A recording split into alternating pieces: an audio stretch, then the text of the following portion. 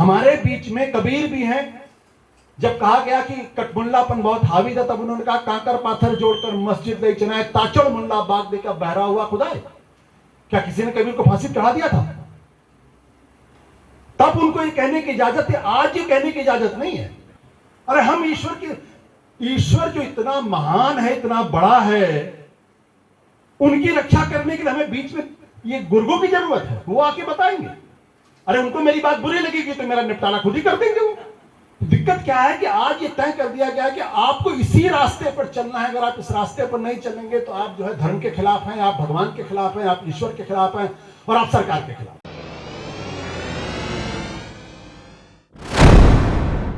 जलूंगा और मिटा दूंगा उसकी हस्ती को, चिराग बोला अंधेरे से डर नहीं लगता। काश आपकी तरह मुझे भी कुछ शेर आते हो। लेकिन चूंकि सब लोग शेर और शायरी में बात कर रहे हैं तो मुझे भी एक बात तो कहनी पड़ेगी। इकबाल का बड़ा पुराना शेर है, वादा ए मुखालिफ से न हो हैरान या काब, ये तो उड़ती है, ये तो बहती है तुझको ऊंचा उठाने के लिए। अब मुझे नहीं मालूम कि ये शेर इकबाल साहब का है तो कहने के बाद मैं देशद्रोही या गद्दार घोषित हो जाऊंगा, क्योंकि अब तो शेरों के साथ भी कविताएं किसकी हैं, किस धर्म की हैं, कहां से हैं, उससे आपकी देशभक्ति तय होती है। आप सच कह रहे हैं, इससे आपकी देशभक्ति तय नहीं होती। आप झूठ कह रहे हैं, इससे भी आपकी देशभक्ति तय नहीं होती। आपका धर्म क्या है, आपका रिलीजन क्या है, आपका मजहब क्या है, इससे तय होता है। रहमानी साहब को ना कहना मेरे बस में था ही नहीं, क्योंकि मैं चैनल में रहते हैं तो 700-800 लोग काम करते हैं। जब आप यूट्यूब में काम कर रहे हैं तो बहुत छोटी टीम होती है और उसको भी ऑर्गेनाइज करना और शाम के वक्त थोड़ा सा मुश्किल होता है। मैं एक ही बात जो हमने अपने बुजुर्गों से सीखी, जिनसे हम लोगों ने पत्रकारिता सीखी है, कि वो, मैं नहीं मानता कि पत्रकारिता कोई नेशन बिल्डिंग का काम है या लोकतंत्र को बचाने का काम है, सरकार से सवाल करने का काम है।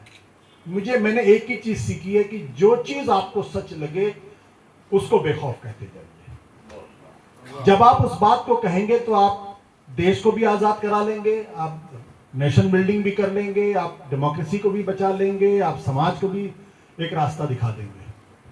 दिक्कत क्या हो गई कि आज के जमाने में कोई सच कहना ही नहीं चाहता। इतना डर, इतना खौफ तो मैंने अपनी जिंदगी में कभी देखा ही नहीं। इतना डर, किस बात का डर है मुझे तो नहीं समझ में आता। 5 साल से मैं अपना YouTube चैनल चला रहा हूं, मुझे तो किसी मंत्री का फोन नहीं आया, ना किसी नौकरशाह का फोन आया। यह बात जरूर पता चलती रही कि भाई हमारे खातों की जांच पड़ताल चल रही है। तो जिन लोगों ने जानकारी दी, मैंने कहा जांच पड़ताल कर लीजिए, अगर उसमें गड़बड़ी होगी तो ठीक है, हम कानून के प्रति जवाबदेह होंगे। अगर गड़बड़ी नहीं है तो फिर डरना किस बात का। बहुत सारे लोग हमारे बीच में वो खुद ही सेंसरशिप करके बैठ गए, खुद ही डर के बैठ गए।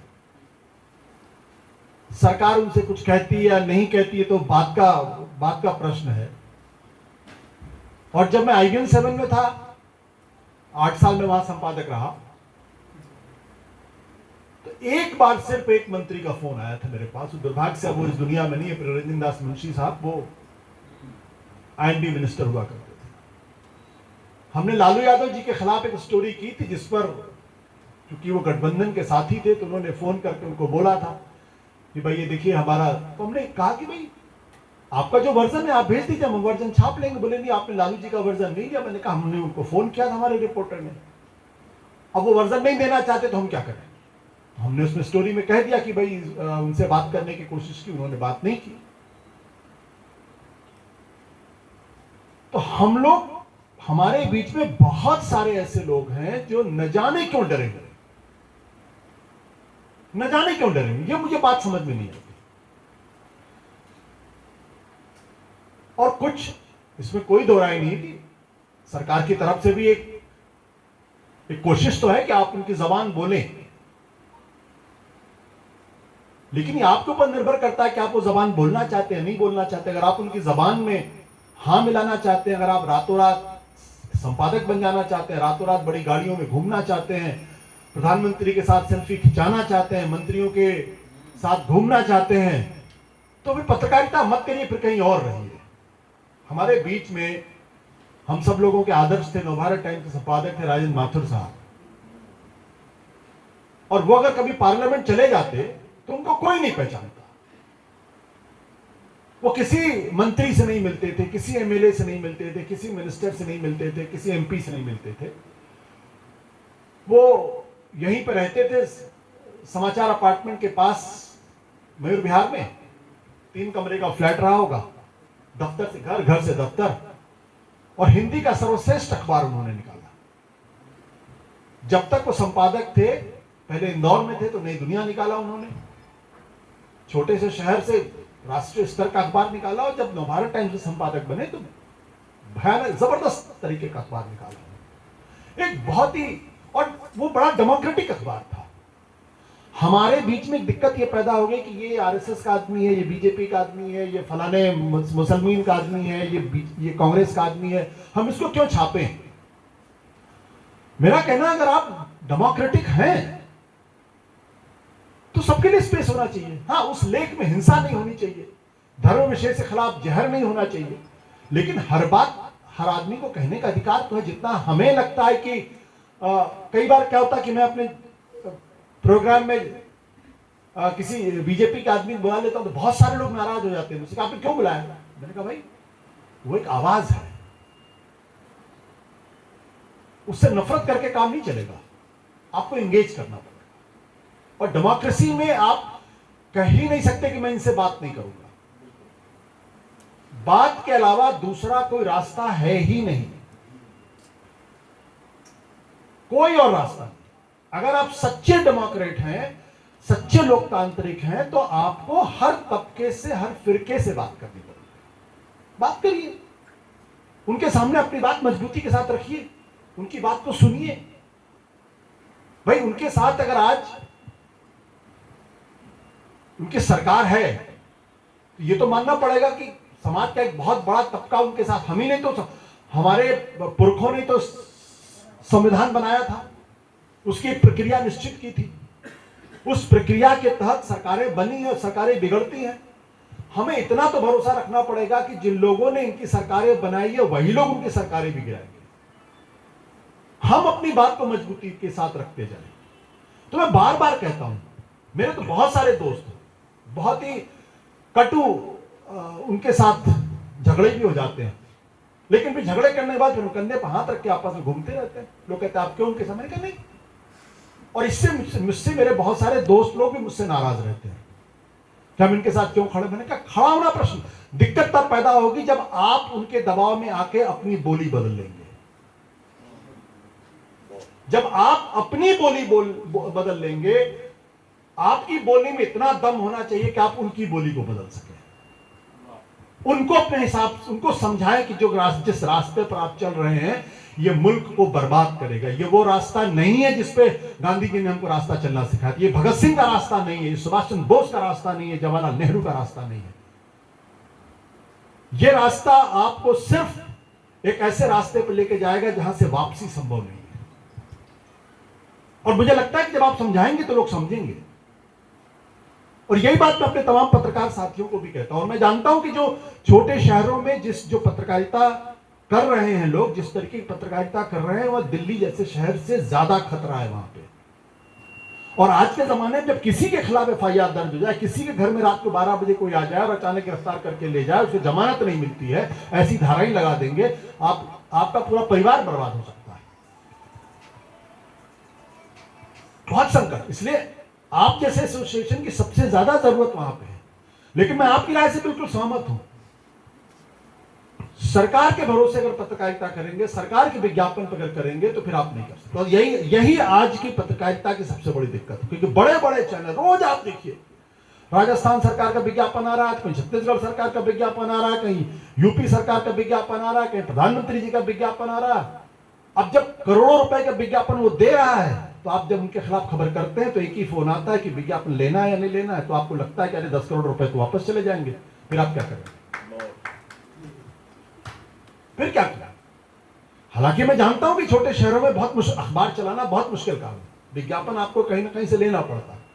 हम लोग भी सत्य हिंदी चलाते हैं, लेकिन हमने कॉन्शियसली यह फैसला किया है कि हम सरकार का विज्ञापन नहीं लेंगे, यह हमने तय किया।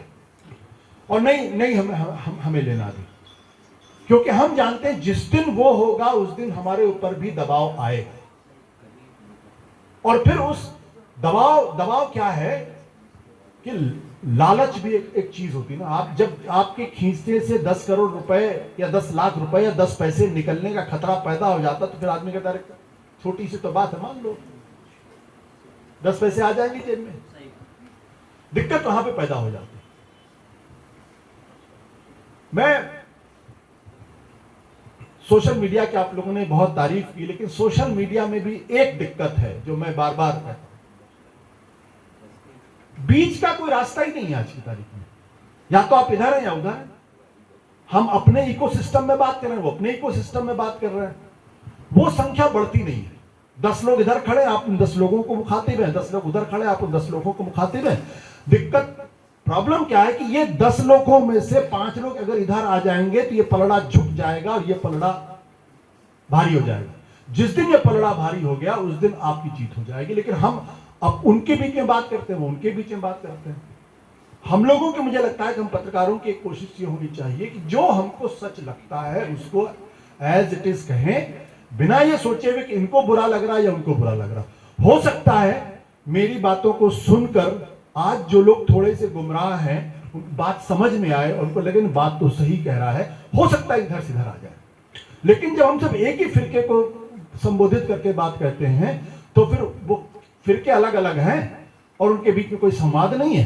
तो वो जितने इनके साथ है उतने इनके साथ। अगर इनमें से इधर कोई एक आ जाए, अगर ये कोशिश हम कर सके तो हमारे ख्याल से हमारी पत्रकारिता काफी आज के जमाने में थोड़ी सी सार्थक होगी। मेरी इस बात को कोई मानता नहीं, सब मेरा मजाक उड़ाते हैं, तुम क्या बात करते हो, उनसे कैसे बातचीत हो सकती है। मैंने उनसे कैसे बातचीत, मैंने कहा बातचीत के अलावा अगर कोई दूसरा रास्ता हो तो बता दीजिए आप। कुछ कोई रास्ता नहीं है। और आज एक भाई फलस्तीन और इजराइल को भी बातचीत करनी पड़ती, भारत और पाकिस्तान को भी बातचीत करनी पड़ती, नहीं करनी पड़ती हो तो बता दीजिए।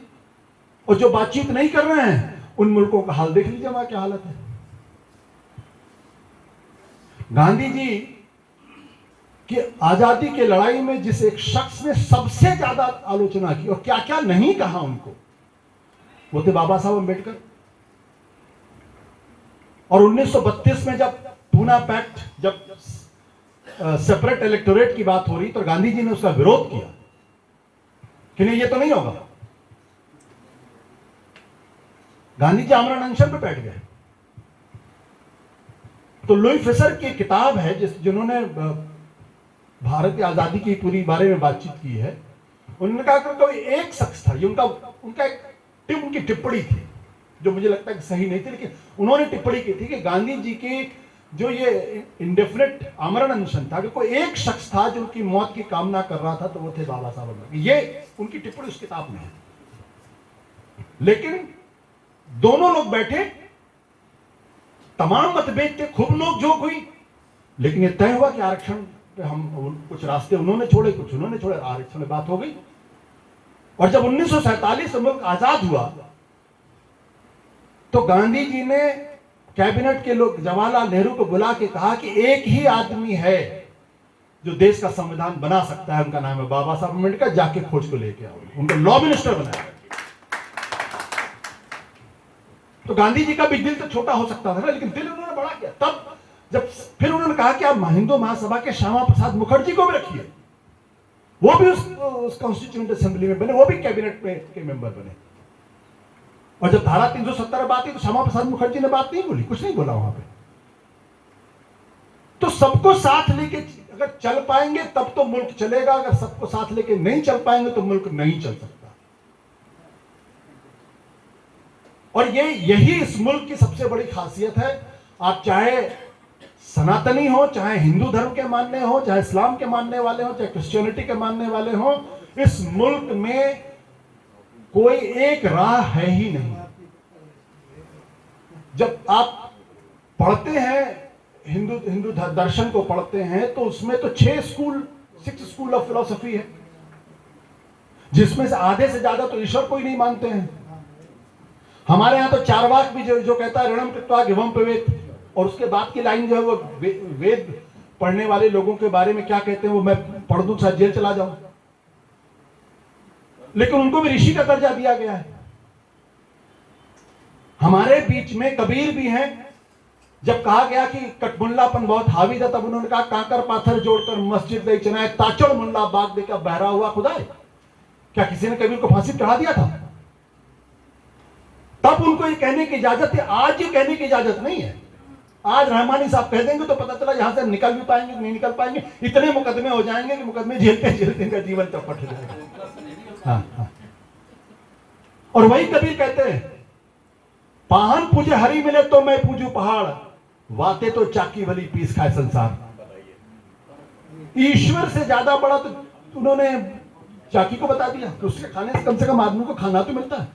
पाहन पूजे हरी मिले, पत्थर पूजने से अगर भगवान मिलता है तो मैं पूजू पहाड़, तो मैं पहाड़ को पूजू, छोटे से पत्थर क्यों पूजू। वाते तो चाकी भली, उससे बेहतर तो चकैया है, कम से कम उसमें से हमें खाने को मिलता है, पीस खाए संसार।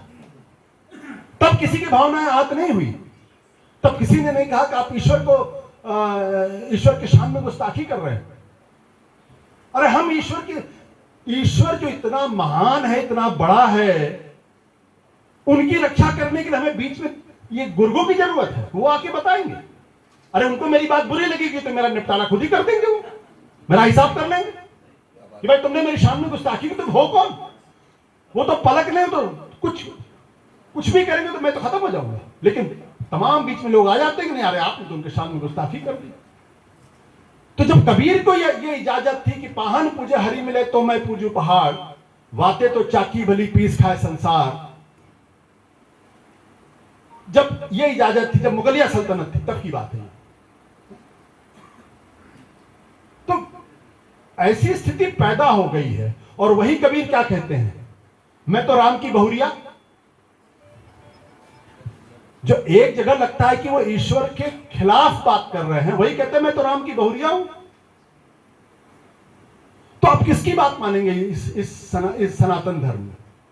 कबीर की मानेंगे जो निराकार परम ब्रह्म की बात करते हैं, जो किसी मूर्ति पूजा के पक्ष में नहीं खड़े होते हैं, जो किसी कर्मकांड को नहीं मानते हैं, या आप उनकी बात मानेंगे जो कर्मकांड की बात करते हैं? और है कर्मकांड हमारे यहां भाई, है भगवान श्री कृष्ण है, भगवान राम है, उनकी पूजा होती है।